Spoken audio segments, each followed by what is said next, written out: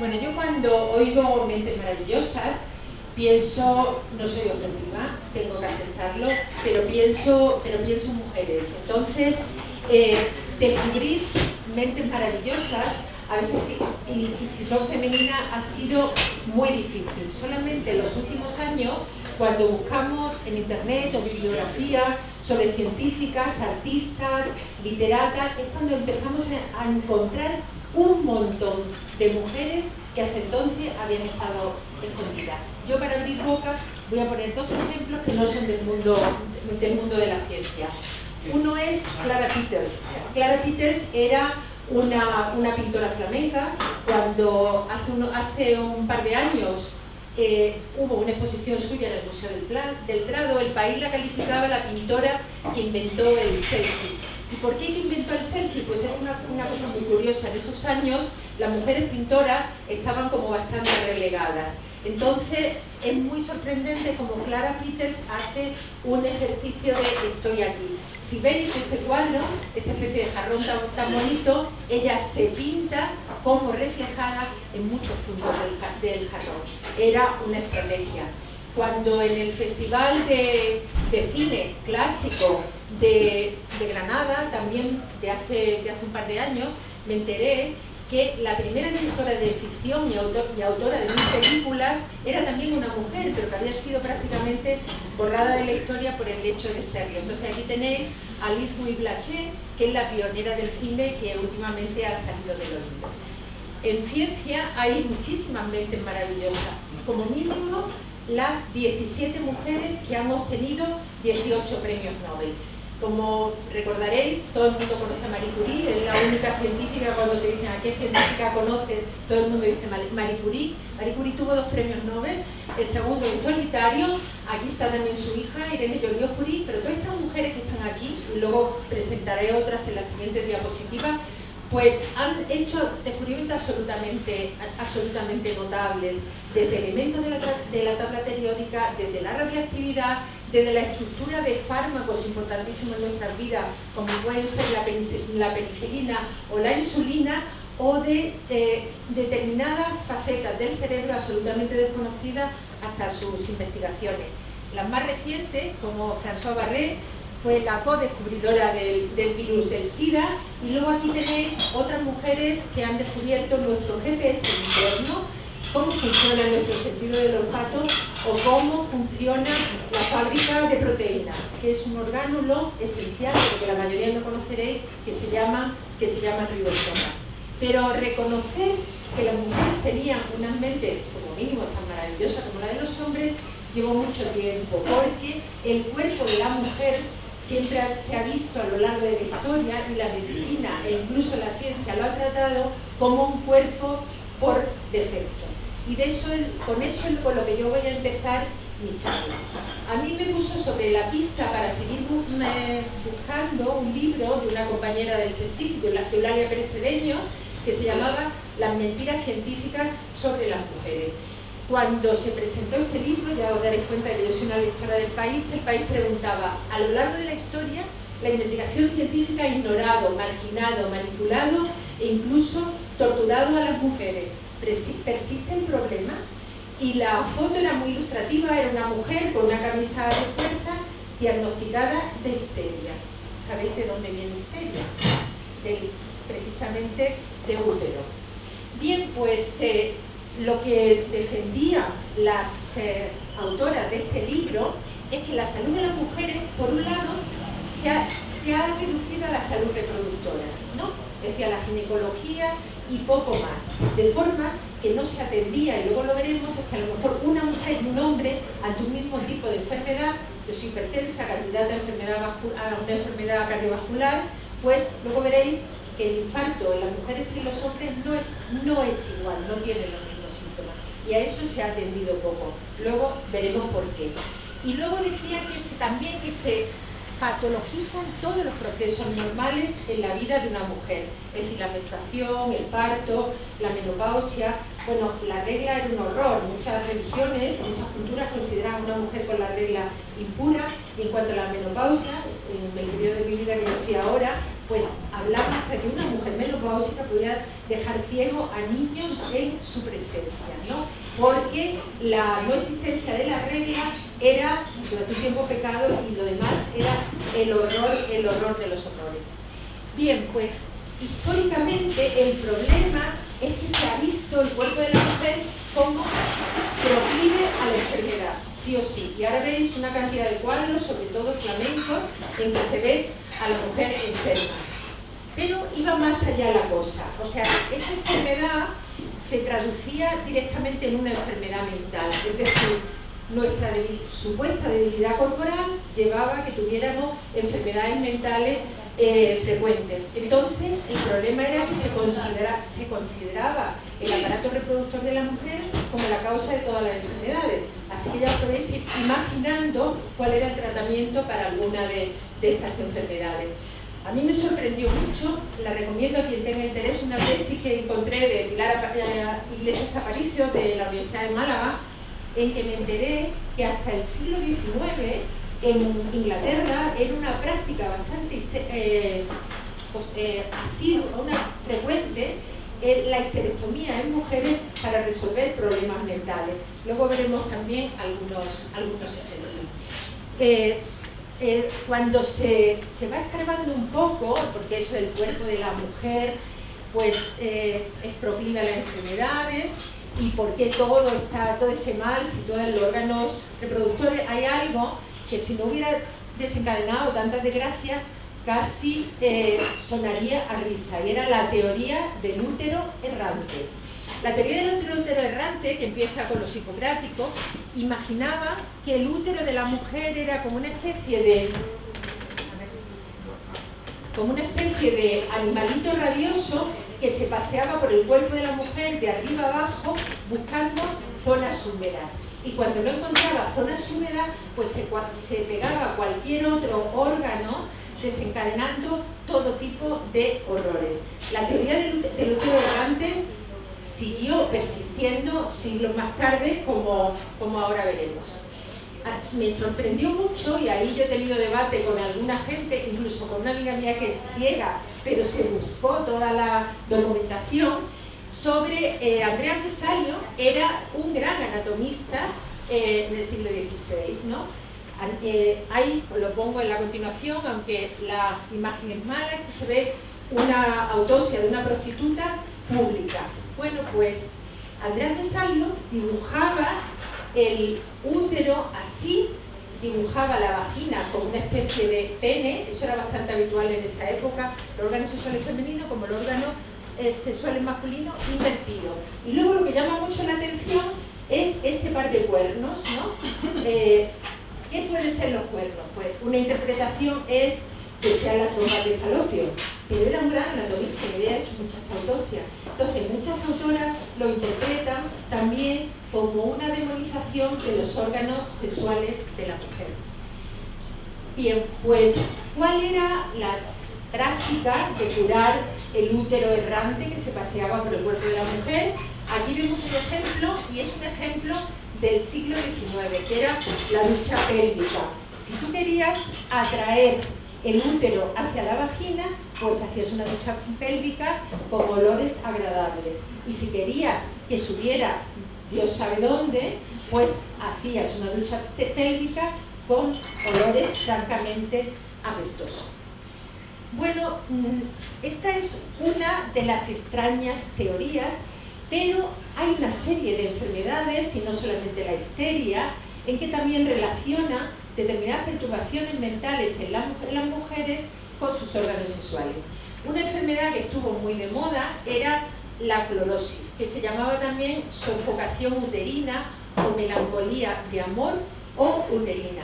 Entonces las señoras, y en la época victoriana estaba muy de moda, estar un poco verdes, ¿no? Y por supuesto se atribuía algún tipo de patología ginecológica, diríamos ahora. Con el tiempo lo que se ha visto es que es una anemia por un problema en la absorción de nutrientes. Pero la clorosis dio origen a muchísimos cuadros bastante curiosos, como veis aquí: la mujer enferma, mal de amores, la enferma de amor, la visita del doctor. Bien, pero siempre, ¿cuál era el remedio? en la historia de la literatura se pueden encontrar muchas formulaciones de este remedio. Yo he escogido el médico a palos de Molière, que todos estos médicos no eran nada mejor que el agua clara de vuestra hija. Necesita algo mejor que el ruibarbo o el sen. Y es que un marido será el mejor emplasto que cure todos los males de esta joven. Es decir, era normalmente el matrimonio el que debía curar los males de la joven, porque por supuesto el coito o algo similar fuera del matrimonio no estaba permitido. Bien, yo quiero hacerle un pequeño homenaje a una amiga que era una gran traductora italiana y que murió hace 2 años y tradujo un libro de Casanova que se llamaba Lana Caprina. Lana Caprina significa discutir sobre tonterías. Se discute sobre la lana caprina, discutir sobre tonterías. Ya como Casanova, que era un hombre que conocía muy bien a las mujeres, por todas las críticas que tengamos, él habla de la teoría del útero errante y de la teoría del útero pensante. El útero pensante era, hay una conexión cerebro-útero, de forma que las mujeres pensamos con el útero. El libro es complicado, pero es muy interesante, porque él termina diciendo que las dos cosas son una solemne tontería. Estamos hablando de Casanova, y luego añade, extraordinariamente dura habría sido la condición de las mujeres si además de todas las incomodidades que soportan a causa de nuestro despotismo y de los deberes que han acordado con la naturaleza y las familias en cuanto entran en la sociedad civil, que encima el creador les hubiera dado un animal interno llamado útero, el cual, no contento con tener una cantidad de caprichos de orden material, quisiera además adueñarse de su cabeza. Y termina diciendo, señores, a 2 doctores que defienden esa teoría, esto es una solemne tontería, y curiosamente hace una defensa de la inteligencia de la mujer. Bien, un caso muy claro de enfermedad psicosomática supuestamente femenina es la histeria. Este cuadro es bastante famoso y es el neurólogo francés, Charcot, ¿no?, que está haciéndole hipnosis en una mujer histérica. Lo curioso del caso es que la histeria, y su nombre lo indica, se atribuía a enfermedades de los órganos genitales, pero en ningún momento se planteaba si la supuesta histeria de algunas mujeres se debía a la vida que llevaban y a cómo su propio entorno las trataba. Mujeres ricas encerradas o mujeres pobres con una vida que vosotros mismos podéis calificar. Bien, este es el arco de la histeria de una artista que me encanta, que es Louise Bourgeois. Bueno, ¿qué cosas se podían permitir las mujeres ricas que eran diagnosticadas de histeria? Hay una cura muy famosa de este señor, de Cecilia Gwen Michels. Entonces, él lo que proponía, evidentemente solamente si eras rica te lo podías permitir, es que estuvieras encerrada en una habitación, que no pudieras hacer nada, ni siquiera leer, aislar el contacto con la familia, ni siquiera, dice textualmente, ni siquiera coser o escribir, no hacer ningún tipo de trabajo intelectual, algún masaje y poco más. Bueno, pues una de sus pacientes escribió un libro que se llama El papel pintado amarillo, porque en la habitación en que ella estaba encerrada, el papel pintado en las paredes era de color amarillo. Y escribió ese libro para que otras mujeres no enloquecieran con una cura semejante. Bueno,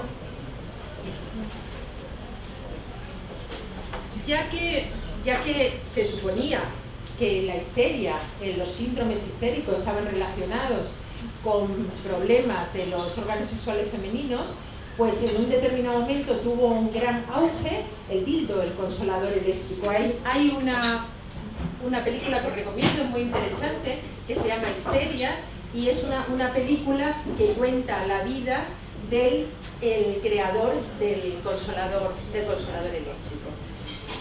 Bueno, hay casos dramáticos que se han descubierto pasadas décadas. Salió un estudio sobre la mujer de Oscar Wilde, Constance Joy. Supongo que esta señora no debió tener una vida nada fácil con todo lo que le pasó a Oscar Wilde. Ella adolecía de una enfermedad que no se conocía bien, pero el remedio se fue hasta Italia, fue una vez más la histerectomía total. Cuando se han revisado los síntomas que Constantine tenía, realmente de lo que parece que padecía era de una esclerosis múltiple. Pero una vez más el remedio fue el mismo. Y como os decía, en esta tesis de Málaga, de Pilar Iglesias Aparicio, encontráis cómo la histerectomía era un remedio para la enfermedad de las mujeres hasta el siglo XIX y principios del XX. Pero es más, se hacía también la ablación del clítoris, lo cual, ahora que luchamos tanto, porque no sabe en África, es francamente escandaloso. Bien, bueno, si tan interesados estaban por la salud genital de la mujer, el espéculo fue un elemento muy importante para hacer un buen análisis ginecológico. Bueno, en la época romana ya se utilizaban espéculos, lo veis aquí en esta diapositiva, pero durante siglos no se utilizó el espéculo, aunque se sabía que era muy beneficioso para el diagnóstico, porque se podía pensar que podía proporcionar un placer adicional a la mujer, lo cual era pecaminoso. Y seguimos. Lo que las autoras del libro que me están siguiendo de excusa se preguntan es si en todos los estudios que se hace de la salud de la mujer hay un sesgo. Y quiero recordar lo que la RAE dice que es un sesgo, es un error sistemático en el que se puede incurrir cuando al hacer ensayos se seleccionan o favorecen unas respuestas frente a otras. Es decir, hacemos un ensayo supuestamente científico y nos quedamos con los resultados que queremos. Entonces, hay que asumir que los servicios sanitarios y la investigación sanitaria pueden sesgar su práctica. Vamos a ver, en primer lugar, asumiendo, y luego hablaré de nuevo de las enfermedades cardiovasculares, que para hombres y mujeres el mismo tipo de enfermedad tiene síntomas idénticos y tiene tratamientos idénticos. Y luego, asumir que son similares situaciones de salud de partida que son absolutamente diferentes. Vamos a ver algunos ejemplos. Hay un problema. Se hacen pocos ensayos clínicos. ¿Por qué se hacen pocos ensayos clínicos con mujeres? Porque, digamos, los cambios hormonales a lo largo del mes, o el embarazo, la menopausia, dificultan mucho estos estudios. Pero cada vez más se han dado cuenta de que hay que hacer ensayos clínicos con mujeres.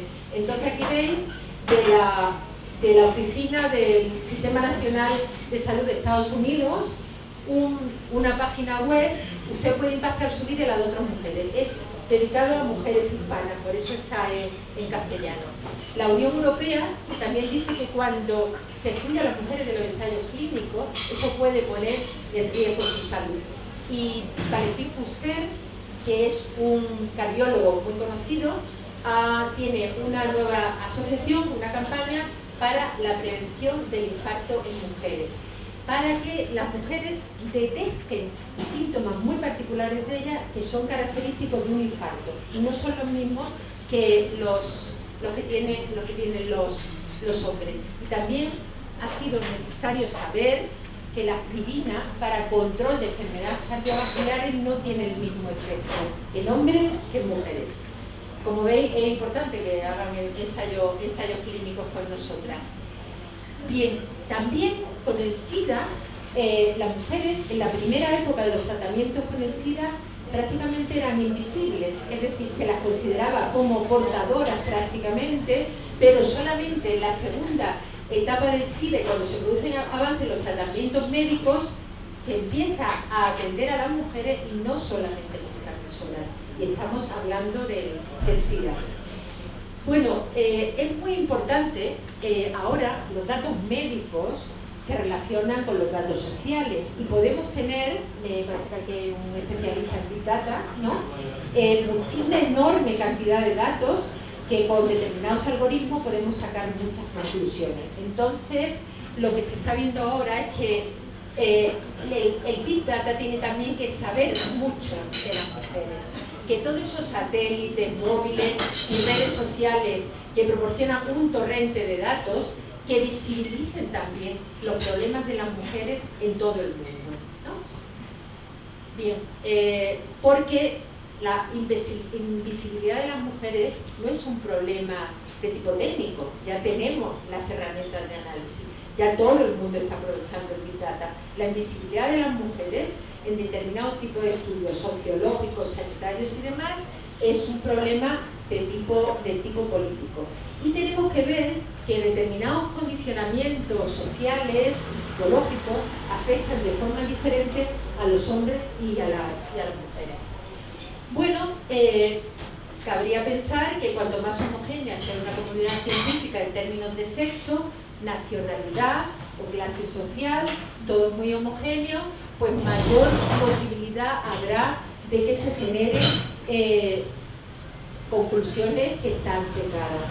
El otro día me contaba un colega que trabaja en Australia que en su grupo de trabajo se intenta que haya gente, no solamente mujeres, hombres, sino Australia es un país muy heterogéneo, pues hay gente de distintas comunidades, y dice que eso ha favorecido bastante el funcionamiento del grupo de investigación.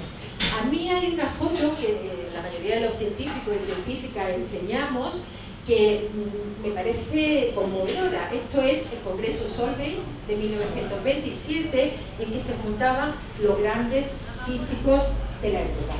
Aquí tenéis a Marie Curie, tenéis a Albert Einstein, está Heisenberg, están todos los grandes físicos de la época, Niels Bohr. Yo siempre me pregunto, ¿qué pensaría esa mujer rodeada de todos esos hombres? Pero estamos en 1927, me ocupé de buscar fotos del Congreso Solvay en el que se siguen reuniendo los físicos con distintos temas más actuales. Y como veis, pues predominan los trajes. Aquí hay una señora, veis Stephen Hawking aquí, y bueno, aquí hay unas pocas más de señoras, pero desde luego la comunidad científica de físicos notables es mayoritariamente masculina. Yo trabajo en el Consejo Superior de Investigaciones Científicas, como Enrique y Cristina, que trabaja en el Instituto de Astrofísica, como Monse, que trabaja en la Escuela de Estudios Árabes, y en 80 años de historia, celebramos nuestro 80 aniversario este año, pues tenemos por vez primera una mujer, que es Rosa Menéndez, del Instituto del Carbón, y aquí tenéis la galería de todos los presidentes vivos del Consejo. Evidentemente nos ha alegrado mucho a los del Consejo pues tener una mujer como presidenta, porque pensamos que eso también cambia algunas situaciones. Pero lo interesante es que sepáis cómo están distribuidos los científicos y científicas en consejo, desde la etapa predoctoral hasta cuando se llega a algo parecido a catedrático, que es profesor de investigación. Entonces conocéis lo que se llama la gráfica en tijera, que es la gráfica que se abre hacia el final. Bueno, hombres en verde, mujeres en violeta. Al principio, en la etapa predoctoral, hay muchísimas más mujeres, pero los profesores de investigación, que es el culmen de nuestra carrera científica, hay 25% de mujeres, y sin embargo, en el caso de científicos, en la etapa predoctoral hay menos que mujeres, y sin embargo el 75% llega a profesores de investigación.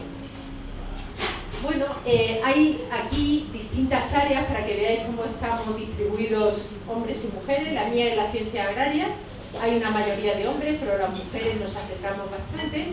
Pero en tecnología física, porque sois los del IAA, pues en tecnología física, mayoritariamente en la física la proporción hombres-mujeres es bastante grande. En humanidades y ciencias sociales, Monse, estáis un poquito más cercanos, pero curiosamente, porque siempre se dice en las humanidades, no, ya cuando haya más mujeres en una disciplina, ya habrá más en la cultura. En humanidades ha habido mujeres durante décadas y siglos, y aún así el Consejo, que puede ser bastante representativo, las humanidades están dominadas por científicos.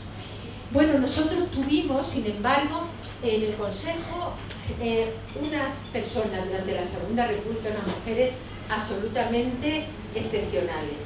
Yo tengo la teoría, y me acuerdo siempre que vamos, porque la residencia de estudiantes, ahora la residencia del Consejo, que en la residencia de estudiantes donde estaba Lorca, Dalí, Buñuel, se lo pasaban a lo grande, pero curraban poco.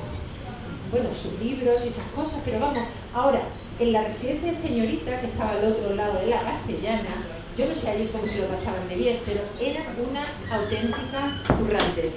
Os recomiendo un libro de Adela Muñoz, que se llama Sabias en la Segunda República, y de Mujeres en Vanguardia, que lo editó la Residencia.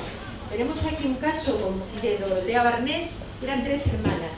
Son mujeres que empezaron en la Residencia de Señoritas, ¿no?, que era un sitio de absoluta élite, ¿no?, y luego hicieron lo que hacemos ahora todos los científicos, irse al extranjero, una estancia postdoctoral, y su carrera desgraciadamente se vio interrumpida por nuestra guerra civil. Eran mujeres muy modernas. A mí me encanta la frase esta de Carmen Martín Gaite, y luego encontré en esa exposición Mujeres en Vanguardia un cuadro que la ilustraba, que describía a las jóvenes universitarias de pelo corto, aquellas que se quitaron el sombrero, y algunas eran tan modernas como Maruja Mayo, porque luego este vestido ni Lady Gaga no llega a este estándar. Aquí tenéis la Residencia de Señoritas, los laboratorios, las mujeres que empezaban en los laboratorios, luego se iban, hacían una tesis cuando era posible, se iban al extranjero a una estancia postdoctoral. Aquí veis a Marie Curie haciendo también teatro, en tertulias. Era un sitio excepcional.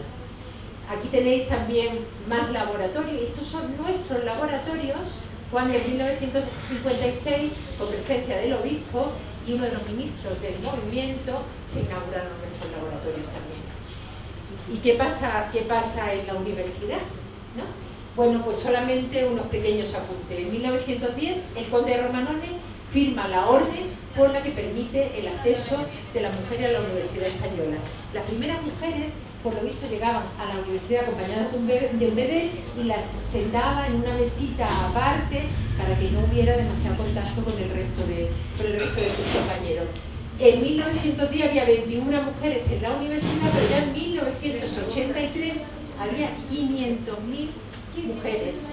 Es decir, el 46% eran ya mujeres. Yo de esto esperaría que después de esa historia tan larga de la Universidad Española, pues el número de rectoras fuera significativo. En Granada tenemos una rectora en una universidad que tiene 500 años de antigüedad.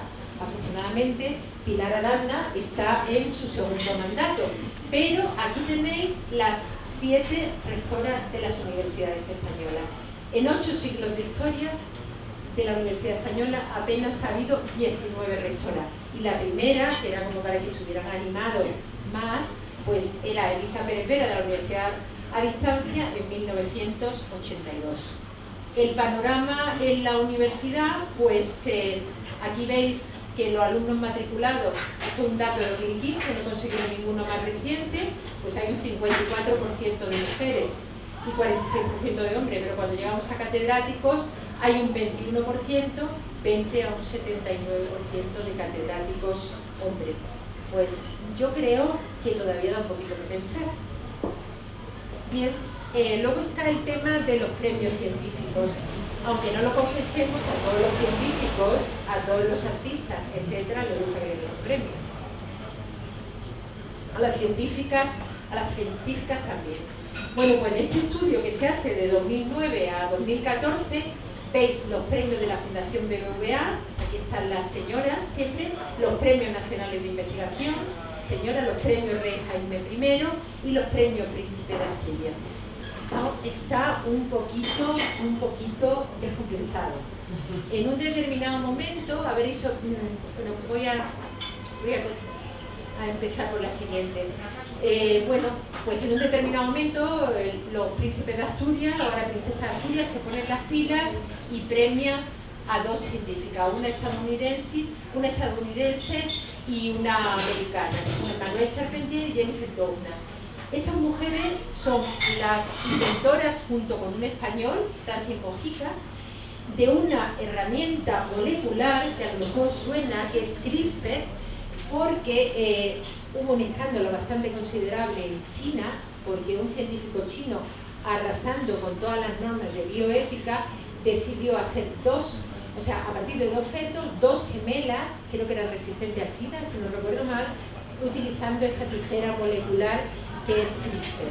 Bueno, evidentemente fue un escándalo y todo el mundo está en contra de ese tipo de práctica, pero ahora estas 3 personas y además Francis Mojica fue el pionero de esta técnica, un español, pues son los 3 candidatos a un premio Nobel que esperemos que se los den. Y si vamos a premios Nobel, bueno, pues ya un poco voy a hablar de cosas de las que ya he comentado anteriormente. Nobel en 1901 fue el inventor de la dinamita. Deja toda su herencia para personas que en el año anterior hayan hecho algo absolutamente loable por la humanidad, y funda el Premio Nobel de Literatura, Física, Química y Fisiología o Medicina. El Premio Nobel de la Paz, que no se entrega en Estocolmo sino en Oslo, es otro de los premios. Hay una leyenda urbana, pero yo no he podido comprobarla nunca, que dice que una matemática le dio calabazas a Nobel y por eso no hay Premio Nobel de Matemáticas. Bien, pues hay 585 premios Nobel hasta el 2017, 923 personas que la han obtenido, porque a veces es un premio graduoso para 3 personas, pero solamente 49 premios a mujeres y 48 galardonadas. Siempre hay una de más porque Marie Curie tiene 2 premios Nobel.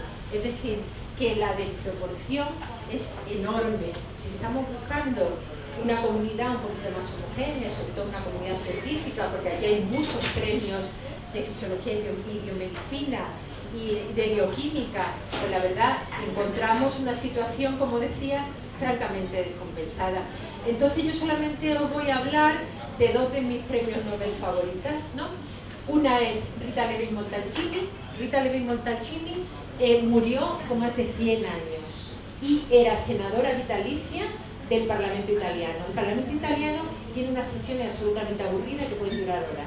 Y allí veías a la viejecita aguantando hasta el final.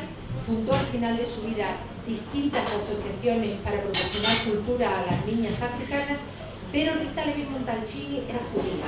Cuando Mussolini llega al poder, Rita Levi-Montalcini se encierra a hacer experimentos en su dormitorio y con instrumentos de óptico que su hermano le traía, se dedicó a hacer experimentos, era neurobióloga, con embriones de pollo. Y terminó yéndose después de la Segunda Guerra Mundial a Estados Unidos. A mí me llama la atención porque ella siempre decía que cuando iba a una fiesta le preguntaban por su marido, ¿no? Y decía, no, mire, yo no soy media naranja, soy una naranja entera. Y también me gusta mucho el caso de Barbara McClinton, ¿no? Decían que Barbara McClinton y que algunas premios Nobel tienen unos padres que hicieron para sus hijas una educación muy igualitaria. Y no sé si hay leyenda urbana que de Barbara McClinton le regalaba guantes de boxeo. Barbara McClinton tardó muchísimo en conseguir el premio Nobel por su descubrimiento, por 2 razones. Una, probablemente porque era una mujer, y la otra porque su experimento lo hizo con plantas. Y señores y señoras, las plantas en las que trabajamos en la estación experimental del Zaidín siempre tienen menos glamour que la biomedicina u otro tipo de cosas. Pero ella descubrió algo fundamental, que hay genes que se llaman transposones que saltan en el genoma, ¿no? Le llamamos también genes saltarinos, que son fundamentales en la evolución humana y bueno, han sido fundamentales para interpretar muchísimas cosas de la genética y actualizarla. Y bueno, de François Barré, mi francés es muy bueno, os decía que era la co-descubridora del virus del SIDA. Linda Bach descubrió junto con su marido cómo funcionaba todo el tema del olfato, que es absolutamente fascinante, y May-Britt Moser es la que descubrió que tenemos un GPS interno y cómo funciona. Bien, pues yo me encanta terminar, y a lo mejor alguno me lo habéis oído, con unas frases de una tuitera que dice: voy a resumir las biografías de los científicos como si en vez de científicos, en vez de hombres, fueran mujeres. Y entonces salían cosas así como: Pierre Curie, casado y padre de 2 hijas, encontró tiempo para el amor y la familia durante su breve carrera científica. Nadie podía suponer que tras los enormes ojos y el frágil físico de Newton se escondía uno de los cerebros más prodigiosos del mundo. Devoto esposo y padre, Darwin compaginaba sus deberes en el hogar con el estudio de las colecciones que trajera en sus viajes. No se oye. Bueno, os diré por qué os comento esto. Alguna de las premios Nobel, por ejemplo, comentaba que cuando consiguió el Nobel, pues decía titulares: una abuela ha conseguido el premio Nobel, otra, madre de no sé cuántos hijos, cosas de este tipo. Entonces es curioso que este tipo de cosas jueguen algún papel a la hora de definir a las científicas. A mí me llamó mucho la atención cuando vi Mad Men. En Mad Men sabéis que es un mundo absolutamente masculino, ¿no? Y en este mundo masculino hay una chica que en principio es una secretaria, que es Peggy, y un día en una especie de campaña de marketing, Peggy tiene una idea estupenda sobre barra de labio. Los hombres entre ellos comentan: fue como ver a un perro tocar el piano. Bueno, pues esto lo hemos arrastrado durante muchos años, muchas décadas, muchos siglos las mujeres, y si queremos que nuestro cuerpo se vea de forma más respetuosa, que la ciencia y la medicina se ocupe de nosotros de otra forma, pues todavía no tenemos una comunidad científica que sea garantía de que no haya sesgo. Y ahora pues podéis preguntar lo que queráis y yo intentaré responderos si puedo.